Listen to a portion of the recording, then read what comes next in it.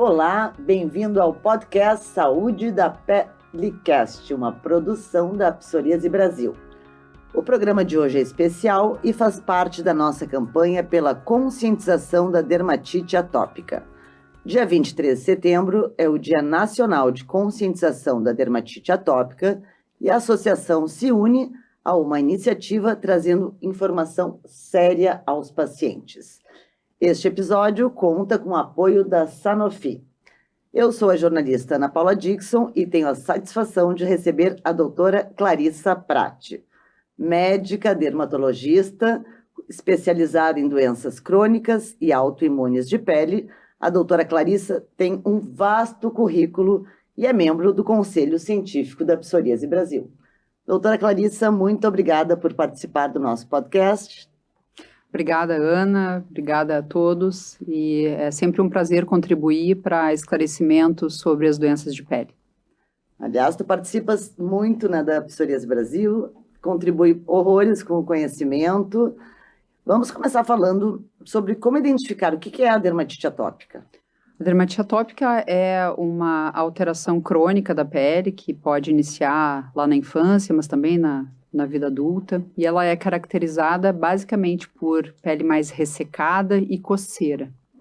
Essa coceira tem uma intensidade muito variável, mas de uma forma geral interfere muito na qualidade de vida do paciente e também da sua família quando é criança, porque é um número bastante significativo de pacientes têm uma idade tão precoce quanto meses, dias de vida, mas basicamente giram ali ao redor dos 2 até os 7 anos, e bem na fase de desenvolvimento pungente da criança, né? E isso acaba por impactar, de fato, na qualidade, então, de vida de toda a família, dos cuidadores de uma forma geral, às vezes na escola, né, para essa criança e para todo mundo ao redor. Mas também interfere por causa da coceira e das feridas que vão surgindo nesses adultos que passam muitas vezes por outros diagnósticos e, na verdade, acabam tendo dermatite atópica mesmo que ela inicie aí tardiamente na vida. E para essas crianças lá no início, é difícil esse diagnóstico, porque eu imagino que seja uma mescla de pediatra, uma série de profissionais também envolvidos, né, com a saúde da criança. E talvez para esse diagnóstico é dificultado ou é um diagnóstico que vem com mais celeridade? Quando a doença é muito grave, né, nesse recém-nascido, naqueles primeiros meses de vida, por vezes se tem uma dificuldade de definir se é dermatite atópica isolada ou se ela tem uma associação com a alergia alimentar, por exemplo, que na criança a alergia à proteína do leite de vaca é algo que nesses casos mais graves a gente precisa considerar. Né? Não que uma seja a causa da outra, mas elas são doenças que se associam. Tá? Numa fase um pouquinho mais tardia da infância, se tem sim situações, como ela é uma doença cíclica, que vem e volta, períodos de piora muito intensa ou não, de acalmia, ela pode sim se caracterizar por um atraso no diagnóstico, né? Passa por às vezes, infecção por um fungo ou uma alergia. Daí que é interessante ressaltar que a dermatite atópica ela não é uma doença alérgica por si só, tá? Ela é uma alteração na qual há uma quebra da barreira cutânea. Imaginem assim a pele como fosse uma parede composta por tijolos e cimento.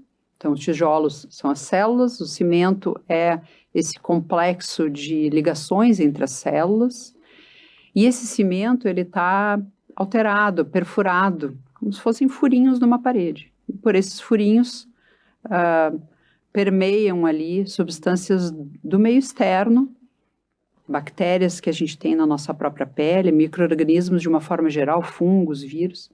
Isso vai alterando o sistema imune inflamatório dessa pele. Então, essa alteração ela é imune, ela não é contagiosa. Então, daí vai se desenvolvendo, vai se estabelecendo um curso crônico de sensibilização ao meio externo, mas não necessariamente alérgico, uma resposta imune daquela barreira alterada e que, por consequência, vai piorando esses ciclos de acalmia e piora quando já se tem um quadro franco estabelecido. Na nossa prática, como dermatologistas, assim, referência, né, em doença mais crônica, mais bem estabelecida, digamos assim, a gente acaba se colocando numa posição até de privilégio, porque tu recebe pacientes que já passaram por essa questão mais multidisciplinar, né, aos outros colegas médicos ou ainda a outros mesmo próprio dermatologistas, né. Mas ela pode ser, sim, confundida com algumas infecções ou até mesmo com outras doenças de pele, como é o caso da psoríase em crianças, que às vezes até elas compartilham características, né, nesse misto de sistema imune, porque na verdade o sistema imune, eu explico assim para os meus pacientes, ele é um guarda-chuva, no qual há polos diferentes, mas que no meio do guarda-chuva, as substâncias desse sistema imune, que ele é desenvolvido para nos defender, para ajudar as células a se multiplicarem, nos defender de infecções, por exemplo, mas no meio desse guarda-chuva, as substâncias elas podem se misturar. Então, por isso que, às vezes, a gente diz assim, o paciente vem com a sua família, já dizendo, não, ele tem dermatite atópica, eu digo, bom, vamos ver ao longo do tempo se realmente fecha o diagnóstico de dermatite atópica. Mas, marcadamente, como alguns quadros são, assim, muito característicos, né, as bochechinhas mais ruborizadas, na criança ali dos 2 anos, as lesões bem características de eczema nas dobras dos braços e das pernas, na criança um pouquinho maior, aí você pode, com uma certeza maior, dizer, sim, ele tem dermatite atópica e nós vamos precisar tratar dessa ou daquela forma, dependendo da gravidade do quadro. E a aparência dessas lesões, ela pode ser mais feia, digamos, a ponto deste paciente sofrer uma discriminação?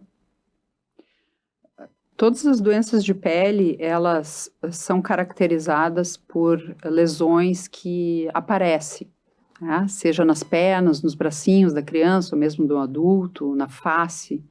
Isso traz um certo estigma para o portador de doença de pele. Quando o paciente está em crise, a grande crise mais evidente, mais intensa naquelas doenças moderadas e, claro, constantemente na doença mais grave, a grande questão da dermatite é a coceira. O que mais o paciente reclama e a família refere é que ele tem feridas que se perpetuam por esse sintoma que é a coceira. Então, uma coisa gera outra, né? E contribui para a perpetuação da doença. E a coceira é o que mais chama a atenção dos colegas, por exemplo, de trabalho, ou da escola, dos amiguinhos, né? Ou às vezes dos familiares dos amigos. Ele está se coçando. Daí que vem a impressão de que a doença ela é contagiosa. E, na verdade, ela não é contagiosa, certo? Ela é uma alteração por uma tendência genética, não necessariamente hereditária, apesar da gente saber que esses pacientes têm, na sua grande parte, familiares com outras manifestações atópicas, que se diz rinite, asma e tal. Então, ela tem essa tendência genética e que desencadeia por fatores externos. Tá? Então, a coceira ela é muito presente, mas ela não é de origem infecciosa ou contagiosa, né? Como seria uma bactéria, um fungo, que a gente referiu anteriormente, ou até mesmo uma infestação, né? Por ácaros, escabiose.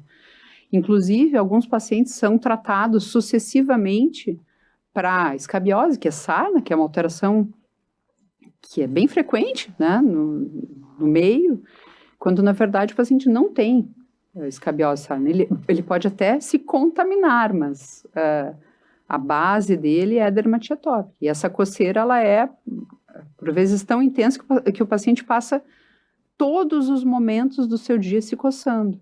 Da manhã, de noite, os pais ouvem a criança se coçar, acorda com os lençóis sujos pela escoriação, porque a coceira, ela traz ferimento na pele. E é esse cenário de ciclo de coceira que gera coceira, né? A coceira, a lesão e, por consequência, a liquenificação, que é a espessura da pele que vai piorando, ela vai ficando mais grossa, que gera mais coceira, que a gente precisa cortar, para que o paciente e a sua família consiga atingir uma qualidade de vida melhor. E quais os caminhos para chegar nessa qualidade de vida melhor, doutora? Como a característica base da dermatite atópica é essa alteração de barreira que eu comentei dos tijolinhos, do cimento, isso não é uma designação minha, isso é tradicional na dermatologia, nessa explicação. A gente precisa tapar esses furinhos, tá? Então, e como isso é um ciclo, a célula da pele, ela vai trocando as células, a gente precisa constantemente tapar esses furinhos. Então, o tratamento base para todos os pacientes, desde aquela doença leve, que a gente vai conseguir manejar as crises, com tratamento de crise de manutenção, até aquela mais grave, bem grave, moderada grave, que a gente não consegue lidar só com tratamento tópico, que vai utilizar medicação sistêmica, imunossupressor, imunobiológico, inibidor de JAK, todos eles vão precisar cuidar dessa barreira da pele. Então, todos eles vão precisar de hidratação para tapar os furinhos. E, ao mesmo tempo, evitar que essa parede de tijolos fique desgastada, como se passasse uma lixa em cima dela. Então, a gente precisa cuidar como limpa essa pele. Então, se utilizam produtos que não sejam adstringentes, como sabonetes comuns, que removem a gordura da pele. Para remover a sujeira, o que um sabão faz, né? Esse processo de remover a gordura e, com isso, a sujeira junto. Só que essa remoção de gordura, ela abre mais os furinhos dessa pele. Então, a gente não deve utilizar esse tipo de sabonete. Deve optar, quando é possível, por uma limpeza menos adstringente, utilizando sabões com uma tecnologia que formem micelas ao redor dessa sujeira e removam essa sujeira. Então, a limpeza ela é importante, mas não excessivamente. A hidratação, logo depois do banho. E o tratamento tópico ou sistêmico de acordo com a gravidade da doença. Então, por exemplo, se a doença ela é leve, a gente consegue controlar com medicações tópicas, corticosteroides, imunomoduladores, às vezes esquemas que misturam ambos. Mas o mais importante para essa doença leve é que o paciente e a sua família compreenda que o tratamento ele é por um tempo longo. Muitas vezes os pacientes chegam, doutora, até quando a gente vai tratar a pele? Quando é que ele vai melhorar? A gente vai tratar até quando for necessário. Mas me disseram que quando ele fizer 12 anos, quando ele, digo, né, a criança, porque, enfim, é uma prevalência grande, a gente tem que levar em consideração isso. Quando ele virar adolescente, né, quando ele for para a faculdade, ele vai melhorar. Né? É bem possível que o caso leve melhore, mas o caso moderado a grave, é difícil da gente estabelecer isso, né? Dar esse tipo de informação. Então, o que eu digo é isso, a gente vai tratar até quando for necessário. E o tratamento ele engloba 2 pilares importantes, o tratamento medicamentoso, certo? Então, a gente falou de hidratação, de cuidado com a limpeza, os banhos, acho que é bem legal a gente falar isso também. Mas o tratamento medicamentoso, ele tem, então, 2 polos de atenção. Um é o tratamento da crise e o outro é a manutenção. Senão o paciente entra num ciclo e é super comum. Eu fui naquele dermato, agora eu fui no outro, agora eu fui onde eu consegui, numa emergência, de tratar só a crise. E isso gera algo muito importante que nós precisamos lidar para que esse paciente tenha um risco menor. Isso é algo que a gente aventa a possibilidade, né? Mas um risco menor de induzir mais células que guardam essa memória de inflamação. Então, quanto mais a gente tratar, não só a crise, mas manter essas células, eu digo dormindo, né? Que na terminologia médica é longe da faixa do subclínico para o clínico. Tá? Adormecidas. Isso, a gente tem que botar elas para dormir mesmo. Então, para dormir, a gente coloca com a manutenção. Então, o paciente não pode procurar o médico assim, só na crise. Ele vai estar só apagando fogo, né? Só apagando o brasa de uma fogueira, daqui a pouco tem outra ali. Então, é necessária essa compreensão que o paciente tem uma doença que é crônica, mas que ela pode durar um certo tempo na vida, e mesmo durando um certo tempo, ele tem que ter a consciência que ela deve ser tratada como tal, uma doença crônica por um tempo, então, até que ela entre em remissão, pronto. Né? Mas até lá ele vai precisar de crise e manutenção. Por isso a gente diz assim, escolha um dermatologista para chamar de seu. Tipo, não fica trocando. Não fica trocando, né? Segue. Só fica trocando, claro, assim, se a gente não consegue uma boa relação médico-paciente, essas coisas, né? Mas, assim, encare isso como algo que vai durar um tempo na vida. No mínimo médio prazo, né? E tenha bem claro esse plano de tratamento, plano de crise. Quando eu entrar em crise, a consulta no consultório vai demorar um mês, mas eu sei o que eu vou fazer. E daí, quando for na consulta, dali a uns 2, 3 meses, porque geralmente a gente estabelece isso, olha, a cada 3 meses a gente vai revisar, tá? Mas eu tô bem, eu não preciso ir. Não, mas tem que vir, pra gente ver como é que tá. E além do exame físico, assim, clínico, existem exames de sangue, outros tipos de exames laboratoriais que se faz? É uma excelente pergunta. A dermatite atópica, ela é uma alteração cujo diagnóstico se faz clinicamente, pela história. Clínica não é só olhar o paciente, né? A gente faz uma história, entende qual é a relevância da sintomatologia, examina, obviamente, né? Entende qual é toda a questão familiar do paciente e chega ao diagnóstico. Mas há alguns casos que se precisam, sim, de exames diagnósticos complementares. Por exemplo, uma biópsia cutânea, para estabelecer mesmo se as características são de eczema ou não. Especialmente esses pacientes de início tardio da doença, né, os adultos ali acima dos 45 anos, 50, que começam com um quadro pruriginoso, ou seja, um quadro que coça, eles vão ser submetidos a uma biópsia cutânea, que é tirar um pedacinho da pele para examinar no laboratório, para ver se é realmente uma dermatite ou é outra coisa, pemphigoide bolhoso, vasculites, reação a fármacos, né, a medicações, ou ainda um linfoma da pele, é relevante. Tá? Ou ainda aqueles casos mesmo, os mais jovens, que não respondem como a gente pensa. Olha, tem focinho de porco, rabo de porco, mas não é porco, sabe? É o caso assim que não anda como a gente imaginava. Olha, mas não está respondendo, mas eu vou precisar biopsiar esse paciente, porque às vezes ele tem um linfoma e não uma dermatite que está se manifestando como, né? Tá enganando o clínico. E às vezes eles são submetidos a 2 ou até 3 biópsias buscando outras origens para aquela sintomatologia.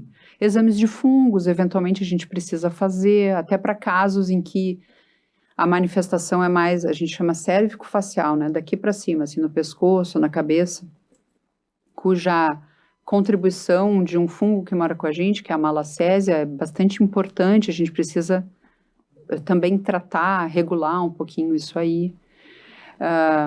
Os pacientes, por exemplo, mais novinhos que eu comentei, né, da alergia à proteína do leite de vaca, precisam ser avaliados para isso, né, ou com um gastropediatra, ou ainda com o próprio pediatra, ou nutricionista, para se estabelecer direitinho, assim, a relação, porque eu falei que são 2 doenças à parte, mas a gente precisa controlá-las para que ambas andem bem, tá? E outras alergias que podem se manifestar no decorrer desse histórico do paciente, outras alergias alimentares, né? Ou ainda doenças de outras origens, né? Mas o mais importante é que sim, o diagnóstico ele é clínico. E hábitos?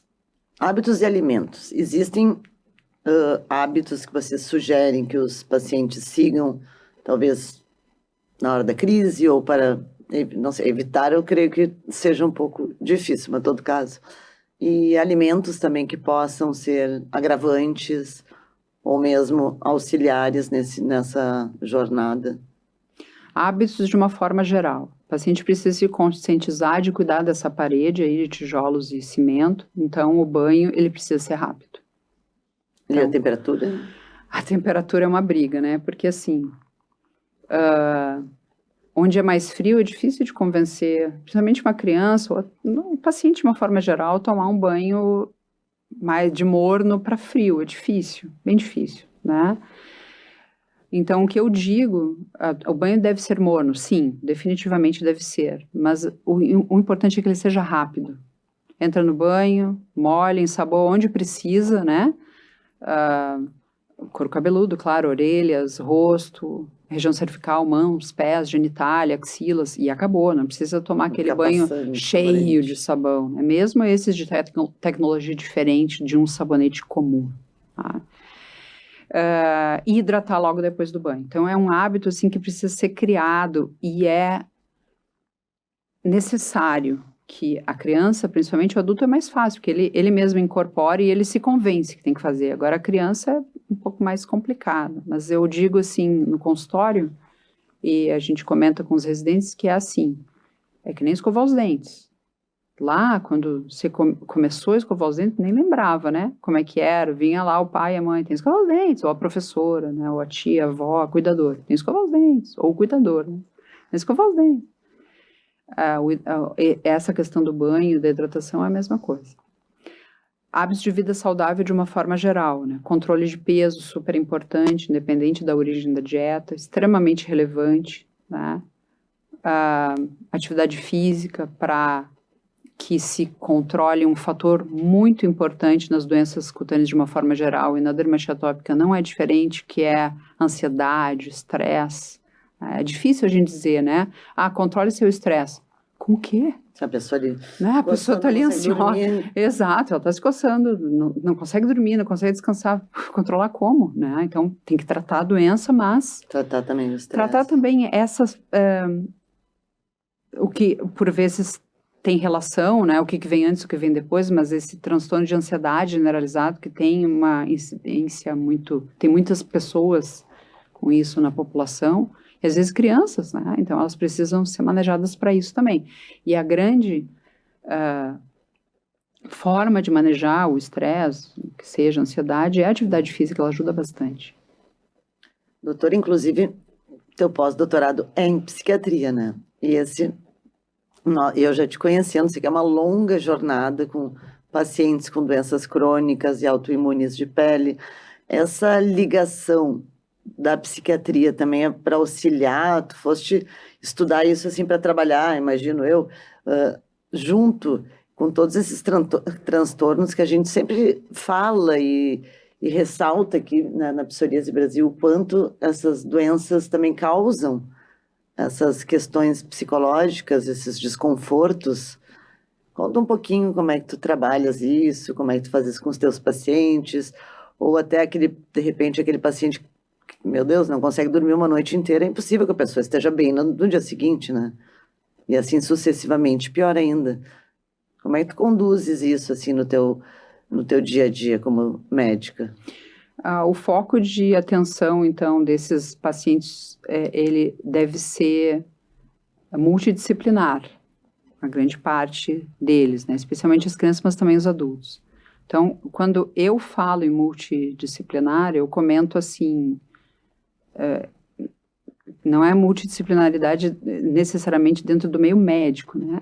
Então, o paciente ele precisa de uma orientação nutricional, ele precisa, sim, de um nutricionista ou um gastroenterologista ou um endocrinologista que faça esse papel e consiga oferecer ao paciente uma qualidade técnica de informação maior do que a que eu tenho, né, nesse foco de atenção.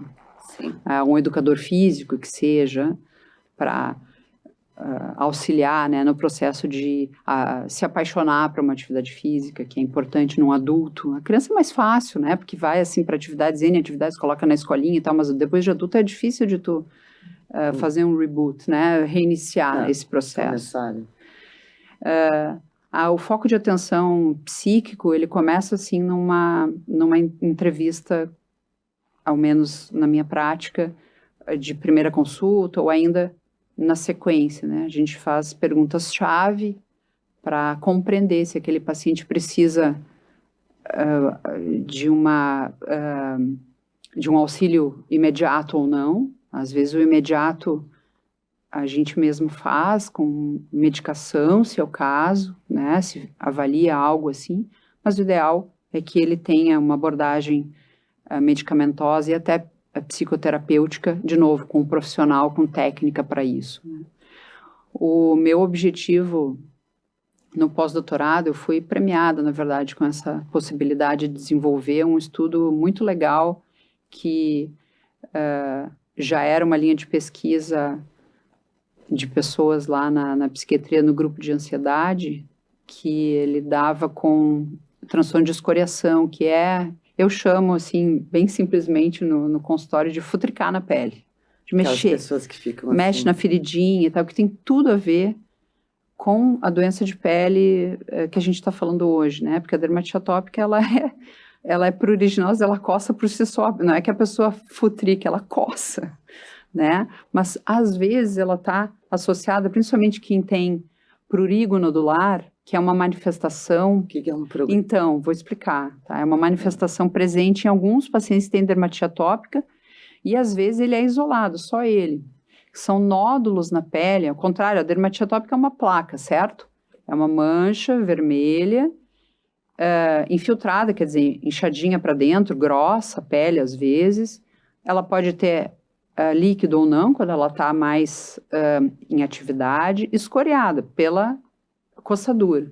Tá? Então, essa é uma lesão de dermatite atópica. Presente, às vezes, no rostinho da criança, na região cervical, nas dobras do corpo, então nos braços, atrás das pernas, atrás do glúteo, da coxa, tá? Que tem uma relação aí até muito direta com o assento do vaso sanitário, a gente também pode falar sobre isso depois. E o prurigo nodular, ele é aquela picada de mosquito que nunca melhora. Uma lesão pequenininha, depois vira uma bolota e depois se transforma num nódulo, que a gente diz que ele é bem endurecido, assim. Então, imaginem essa placa que é espalhada na pele, bem concentrada, numa bolotinha. Isso coça muito, muito, muito, muito. E a coceira gera coceira e o paciente acaba também adquirindo, muitas vezes, o hábito de mexer nessas lesões ou em outras, né?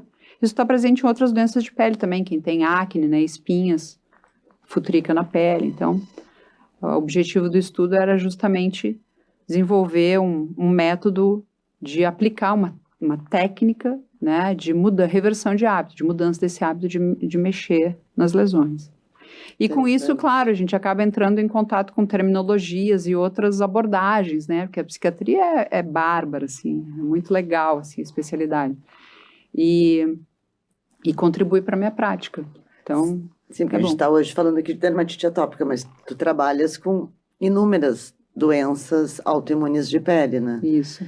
E até é comum que a dermatite atópica esteja aliada ou que ela apareça também com psoríase ou com urticária crônica espontânea ou com, de repente, não sei, com outras destas que que a senhora trabalha, que nós abordamos aqui na Psoríase Brasil.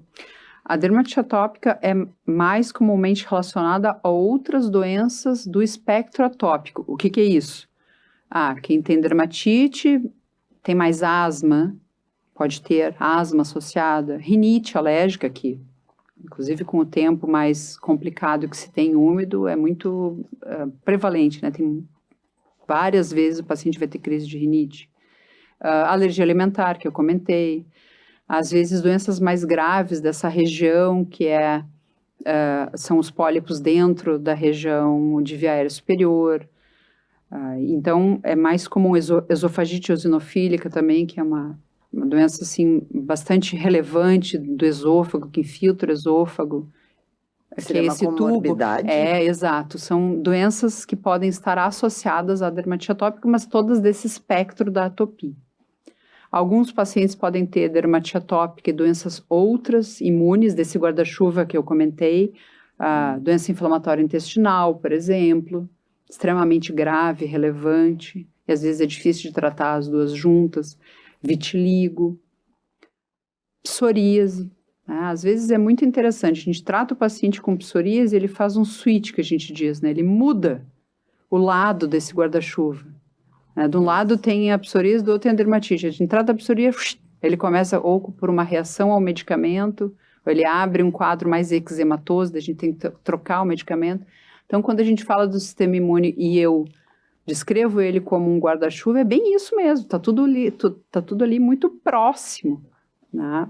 Então, pode haver essa associação, mas não é super frequente. Vão ser alguns casos na nossa prática que terão essas manifestações associadas que não da família das atopias. Existe algum nível de DA, da dermatite atópica, que possa levar até a morte, assim, ao óbito? Ela chega a ser uma doença que possa entrar nesse nível de gravidade? Quando a dermatite ela tem um impacto muito importante na qualidade de vida, sempre é importante, certo? Sempre. Tá? Mas tem casos que o impacto é muito relevante. Tá? Esses pacientes migram para um quadro de depressão muito grave, principalmente adultos e adolescentes, assim, essa faixa ali dos 16, 17 anos. Então, acaba que quadros de depressão muito grave podem levar a risco de suicídio. Então, a gente precisa tratar com uma atenção muito grande, né? O paciente começa a se isolar demais, não está indo a lugar nenhum. Adolescente, porque adolescente, tu imagina que Sim, está a última coisa que ele quer é ficar em casa, né? Então, ele está se isolando muito, está muito tempo na rede, na internet. Há de se ter uma atenção muito grande para esses casos. Isso independente de ter dermatite ou não, né? Mas Claro. Aumenta esse risco, né, de depressão grave. E, claro, tem pacientes que acabam tendo infecções que são graves, né? O herpes simples, que é herpes na boca, labial, enfim, ele pode tomar uma proporção gigantesca no paciente que tem uma dermatite não tratada e levar a quadros disseminados, né, de herpes que precisam de tratamento com medicação na veia, endovenoso, num hospital. Esses quadros podem levar a uma infecção pelo herpes dentro do cérebro, que se chama encefalite. Os quadros bacterianos, que são comuns, né, porque há um desequilíbrio no microbioma da pele do paciente atópico, há um desequilíbrio. Então, há uma bactéria mais relevante nessa pele, que é o Staphylococcus.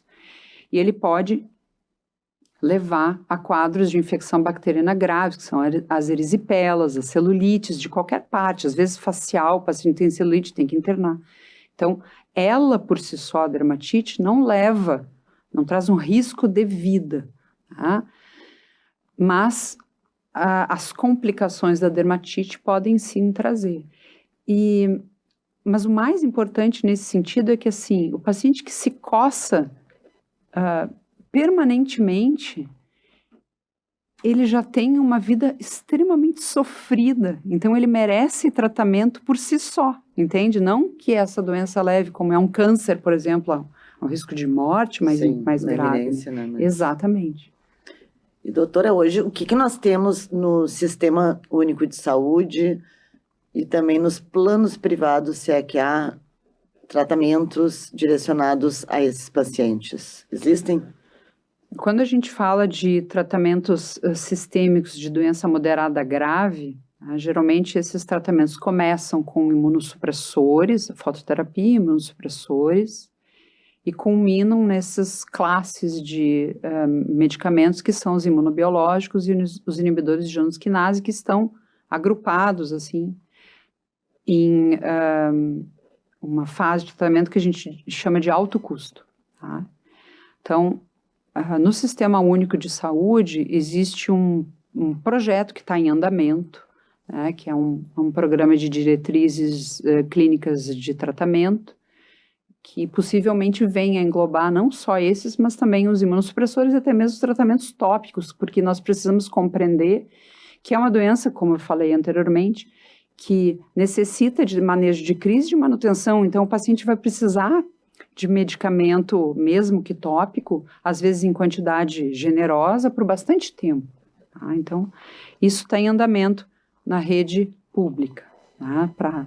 Ou seja, ainda não temos disponível. Exato. Então, se a gente preenche um laudo de medicação especial, que é a LME, tá? Dizendo que o paciente tem dermatite atópica com o código de doença dermatite atópica, ele vai à farmácia de medicação especial de alto custo, ou mesmo de outros medicamentos, ele não consegue medicação ainda, tá? Mas isso está em andamento, está em processo. Então, a gente vislumbra aí que no futuro próximo a gente vai ter acesso à ciclosporina, por exemplo, que é um imunossupressor muito bom para dermatite, que resgata os pacientes rápido, que dura um tempo a sua ação, às vezes o paciente consegue permanecer um tempo com ela, às vezes não. E ainda os outros que são de mais alto custo, né, que é o imunobiológico, o único que nós temos aprovado no Brasil é o Dupilumab, mas se tem as medicações orais, né, que são os inibidores de angiosquinase, são 3 hoje disponíveis no Brasil. Nos planos privados? Já no plano privado, a gente tem acesso ao imunobiológico Dupilumab, para aqueles pacientes acima de 18 anos que sejam falhados à terapia com imunossupressor ciclosporina. Se a gente for ver, a ciclosporina é o que consta em bula a indicação dermatite atópica. Então, a questão é essa. Mas você pode utilizar outras medicações a critério médico, né? E também em compartilhamento de decisão com o paciente, de acordo com cada caso. E aí tem acesso a este outro, que é daqueles de alto custo.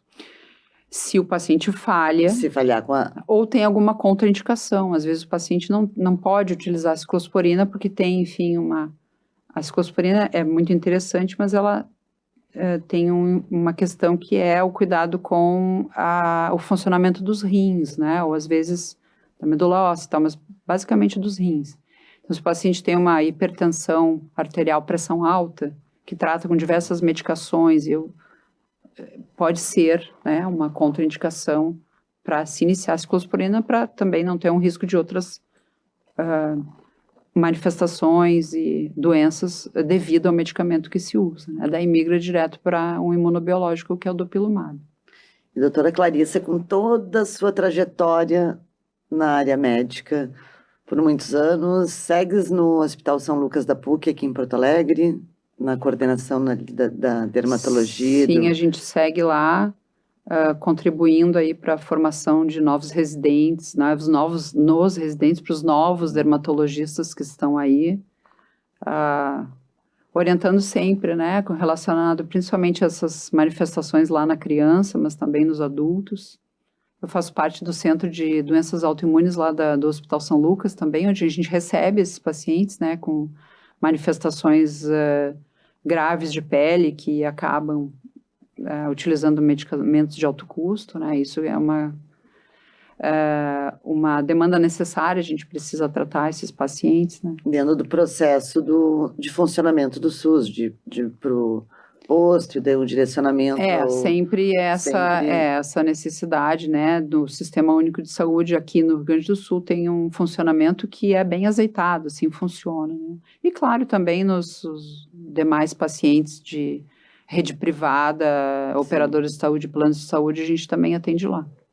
A senhora gostaria de colocar mais algo ou compartilhar conosco alguma experiência que tenha tido ao longo desses anos com a dermatite atópica, para deixar aqui uma mensagem final para os nossos ouvintes, que hoje também nos assistem, né?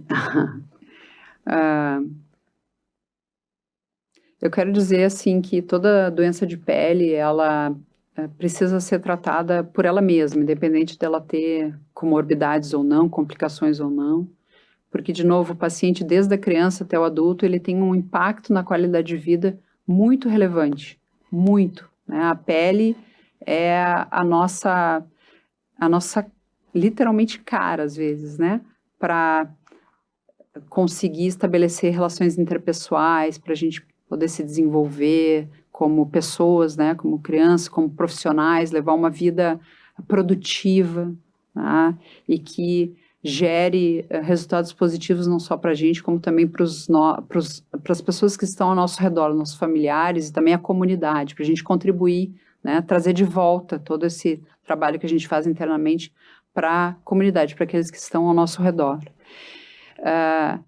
Eu me lembrei de um caso agora que eu ajudei, né, a melhorar, a tratar, né, que foi muito emocionante, assim, porque os pais comentaram, né, que o menino se acordaram assustados porque o menino não tinha os acordado no meio da noite, com barulho se coçando. Então, quando a gente consegue trazer, e estava bem, estava dormindo, sereno, né, sem coceira.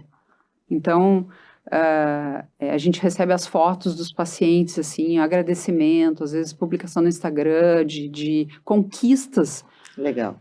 Pequenas e grandes, né? Sim.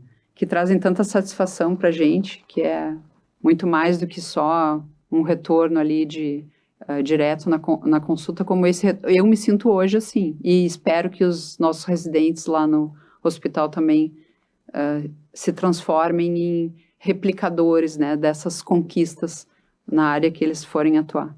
Sim, algo tão simples, né? Às vezes, dormir é fundamental, né? E as pessoas têm questões fisiológicas que a gente não dá muita atenção no dia a dia, mas que quando fazem falta, a gente dormir e pular numa piscina sem arder, sem se coçar, sabe? É verdade. Doutora, muito obrigada. Tenho palavras para agradecer a sua participação. Também gostaria que deixasse, por favor, para quem está nos assistindo, os contatos, o Instagram, onde é que o pessoal pode te encontrar para ver todas enfim, a tua contribuição como médica, como cientista. O meu Instagram, eu sou bastante ativa lá. Se alguém tiver alguma dúvida, pode mandar. É o @DRA Clarissa Prati com um T só. Ou seja, doutora Clarissa Prati. Doutora, muito obrigada. E eu finalizo mais um programa agradecendo a Sanofi e gostaria de convidar a todos também para seguirem as redes sociais da Psoríase Brasil, que é a Psoríase Brasil _oficial, e o nosso site psoriasebrasil.org.br e também no nosso site. Muito obrigada e até o próximo episódio.